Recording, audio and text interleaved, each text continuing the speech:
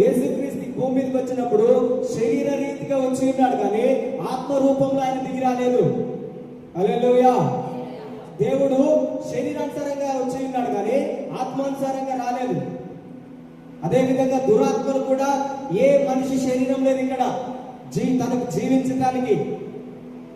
ఏ మనిషి శరీరం కూడా లేనందువల్లనే అది సర్పంలోనికి దూరింది. సర్పం ఏం చేసింది? దానిని ఆహ్వానించింది. సర్పము దానిని ఆహ్వానించింది. చూడండి, దేవుడు ఈ భూమి మీద ఉన్నప్పుడు యేసుక్రీస్తు మీదకి పరిశుద్ధాత్మ వచ్చి ఉన్నది. ఆ తర్వాతకి అపోస్తుల మీదకి దేవుని యొక్క ఆత్మ వచ్చినది. చూడండి, దేవుడు మన జీవితంలో పని చేయాలంటే తప్పకుండా దేవునికి ఏం అవసరమై ఉన్నది? శరీరము. నీ శరీరము దేవునికి అవసరమై ఉన్నది. అదే విధంగా నీ శరీరము పాడు చేయడానికి ధనాత్మలకు కూడా అవసరమై ఉన్నది.